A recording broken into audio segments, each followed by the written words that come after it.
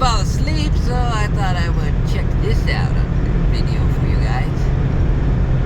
In hopes that I won't fall asleep doing something else while driving. Road hypnosis is setting in big time. I'm gonna talk to you a second. I'm about to put the butt crack of dawn because it was too cold outside, but funny enough, warmer outside and in the truck, which is weird.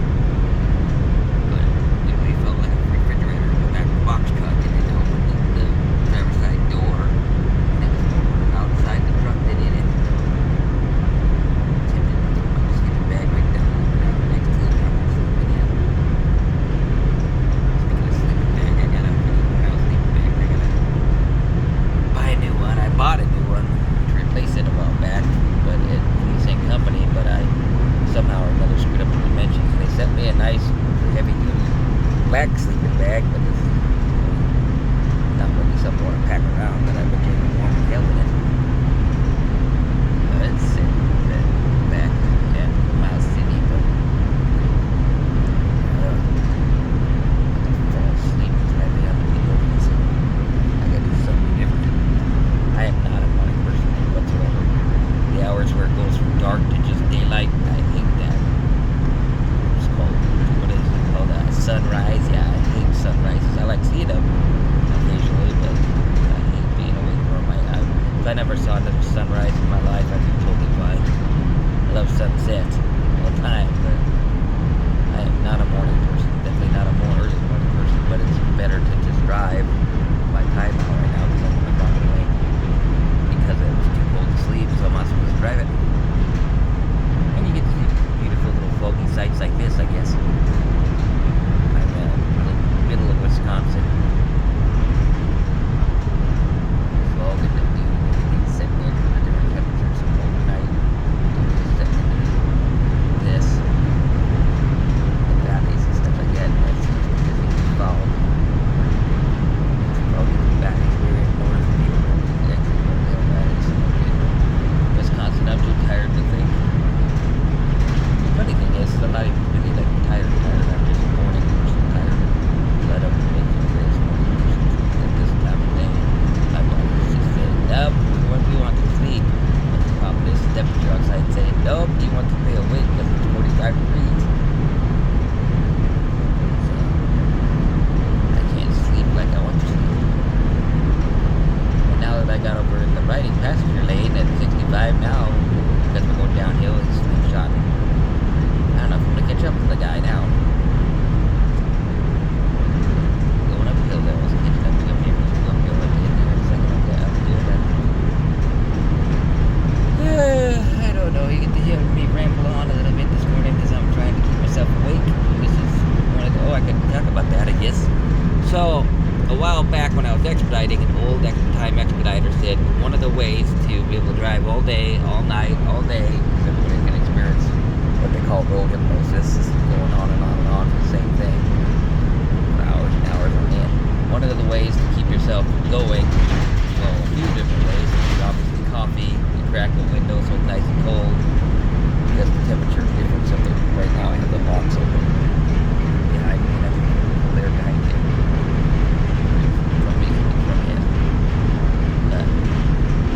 That's one of the ways to fight off sleep hypnosis.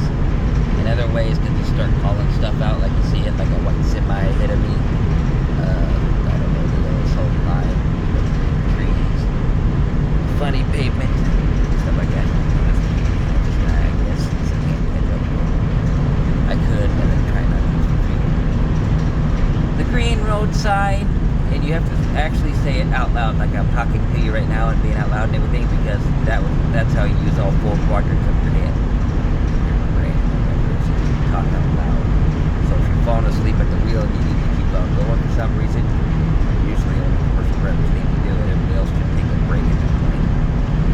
Not to say that the person driver should, but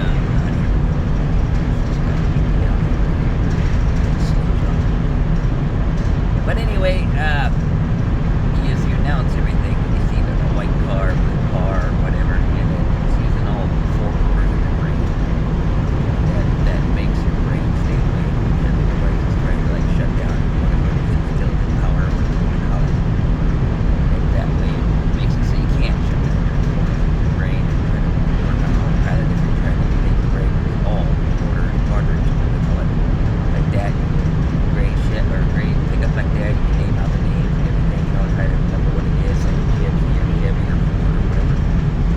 color of it, blah, blah, blah. And whether they got headlights on or not, all this. And you call us all out loud, talk to yourself, whatever. And that way, all you're using all of your brain power, and that will give you a week or days longer. You get you past the road hypnosis. It's not going to do it all day long, but by the end of an hour or two, you're doing it for a whole hour or whatever. Like the white car with the funny little yellow sticker. Sticker on it. Beautiful fog over there. So I just teach you how to get around road hypnosis, and this isn't so much road hypnosis for me, so much as my body just trying to say good night. It's sleepy time. It's not drive all night long time. So I hate this hour of the day. I mean, if I could just sleep the rest of my life from 2 a.m. to 10 a.m., I'd be totally fine listening to freaking Miranda for the rest of my life, period. I would just absolutely love it. I didn't have to go to work anywhere until 11 o'clock in the morning. And I could stay up till 2 o'clock in the morning. This job at least allows me to do that so I can work whenever I want. Normally, I'm running between 11 a.m. and 7 p.m. Daylight hours up after that point. But occasionally I'm stuck driving this early or sitting back trying to sleep in a sleeping bag, freezing my butt off. And currently right now my sleeping bag is pretty worn out, so that's not really much of an option at the moment. So I'm just tossing and turning over there, lots of instead of tossing and turning the rest of the drive, maybe I had just barely 10 hours.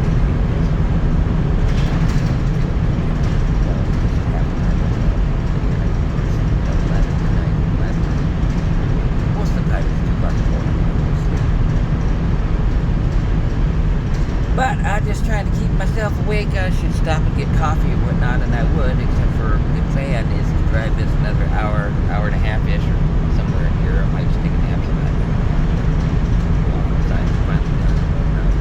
Here at the next hour, it's supposed to be 45 to 50 minutes long, 45, all the way up to 78. Driving out the back of the hills now, 78. I need to get caught up in my sleep, man, so I'm not just being that I got all day long here on Sunday and the dealership's closed. Basically, by the time I get there, I have 4 hours, 8 or 9 o'clock in the morning, 8 or 9 o'clock in the morning. They open up the dealership tomorrow, Monday. I can deliver this at 9 o'clock in the morning tomorrow, but I'm basically, if I drive it straight to it here, I can have 24 hours.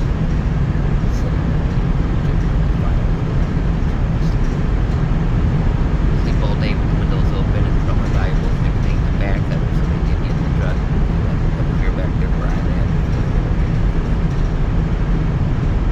Of course, the truck keys and all that everything in the back. And then something like that there behind me. I just go down and truck. I hate having to do that today. Parking in that spot.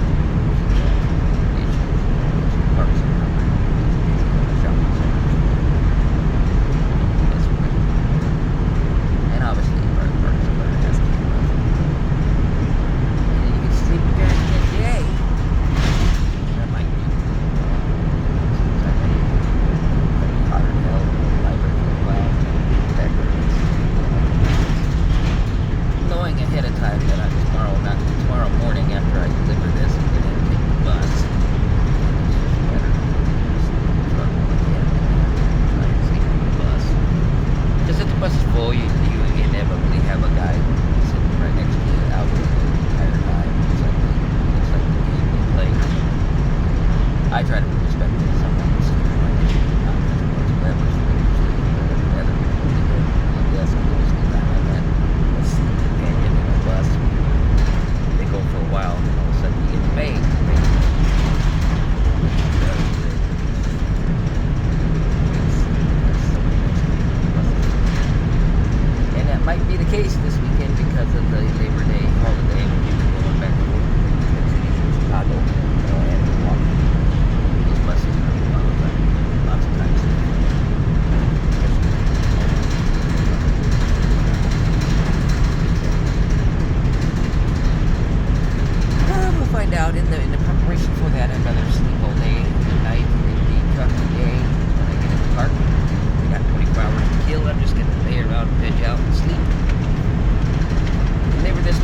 morning, get on my preference would be to get on the 11 o'clock train, but I doubt I'll get paid in time to get down to the train. I live with some just barely could get paid by 11, but I highly doubt it. That's the question. He has me first on the list or something. Occasionally happens. Most of the time it takes a minimum of 2 hours. Truck delivery. Two different things walking in there. You have the payroll lady having to finish that up. That's her job to do whatever she gets there. She gets to it. And then when she does process it, it's in the payment card, the EFS pay card they can use. Sometimes it's amount, sometimes it doesn't even. Two different processes have to happen there. They settle it in the EFS, get some money up for it. And then you have it. But I like the pay card system to a point. It works best at truck stops, but it works with the card mount. Every now and then you come across a strange gas station or something with the card mount.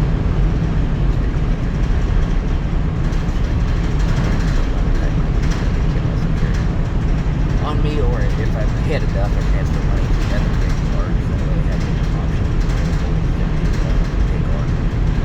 But it is nice to take the truck out of a yard and then get paid right off the bat for its fuel and a little bit of money to take it somewhere. And then you drive a day or two or whatever and deliver it to be paid again. I'm getting spoiled on that. Right now, currently, everything's so short. I have to sit around and get paid before it's going there. Sitting there on nothing again. It's kind of like, if at best they give you the fuel plus maybe $100 if you're lucky, depending on how far you're going on a 500-mile run or less.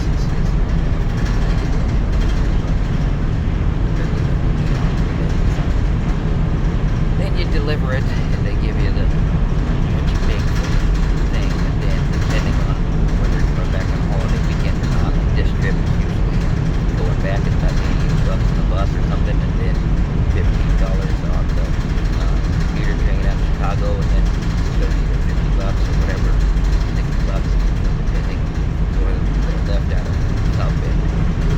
Indiana, don't go to the truck. It's usually what it is, but the other day, that same $80 was now $160, which took any and all profit I made off that last truck. I got lucky if I made $20 or less.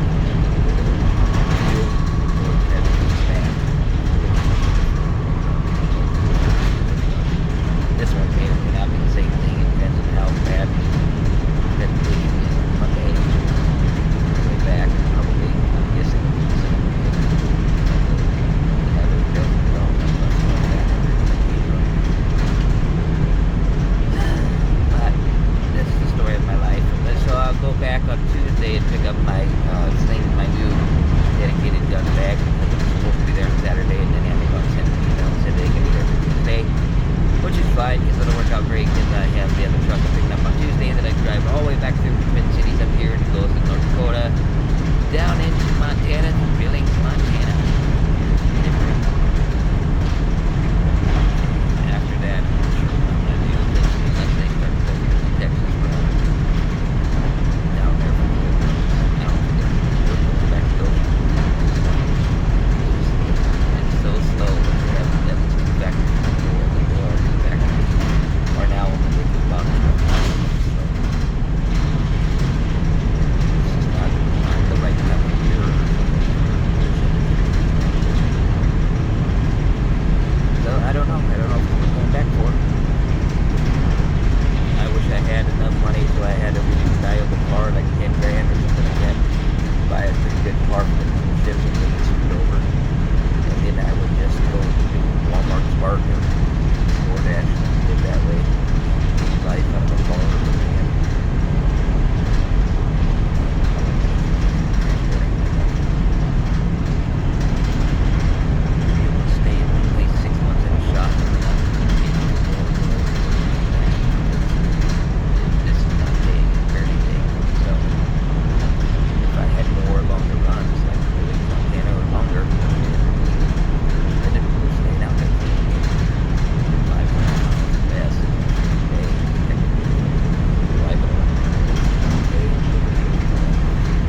ride back on the bus the next day, go deliver another 500 miles, or drive another 500 miles the next day, and then the bus back the next day. So I'm not gonna do that. It's a small run. They don't pay enough to do that. Run my ass back in as they say. Not that I'm paying miles for that 500 miles, but I'd have to pay.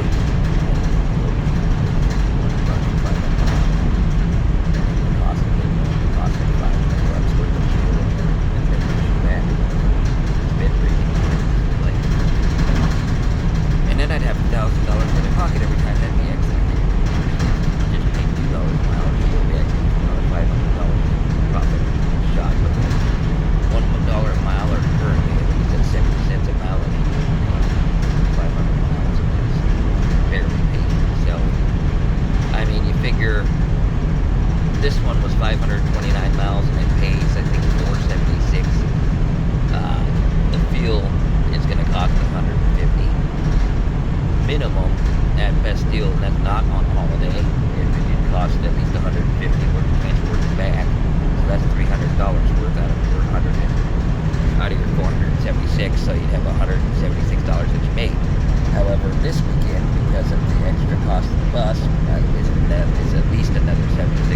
I make maybe $100 from this whole trip, and then half of that I make for food.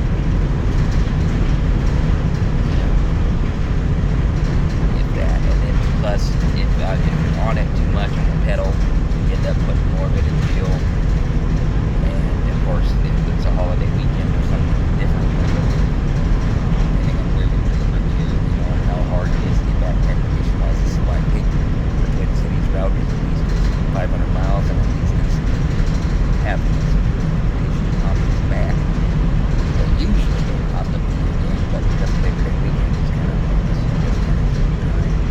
Paying for itself and paying for my food every day, which is good, but then I couldn't pay the bills like the way it is. I just could have paid for travel time, go cross country, pays for the fuel, pays for the transportation back, pays for the food doing it, I'm doing it. That's pretty much it. That's all I get out of this. After 500 miles, distance-wise, just won't do it. If I had, my preference would be somewhere between 700 and 1,500. It would start to cancel out extra at low end. Well, obviously, $500 to $600 depending on how far out we go. Like the 1,300-mile run that we went from Texas to California last winter, those trucks had their own fuel card. That fuel was not counted on my part, but I only got, I think the contract was still 70.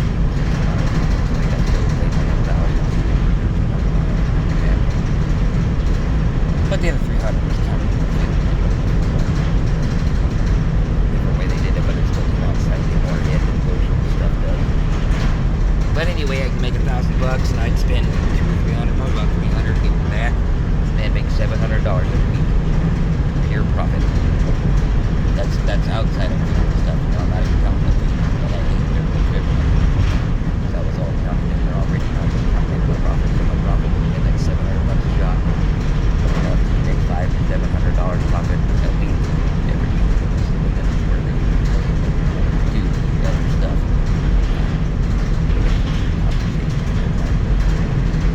But anyway, this video's going on and on. I should get it uploaded. I think I'm awake now again, finally getting past the hypnosis with this video. Like and subscribe, leave comments. I'll catch you in a bit.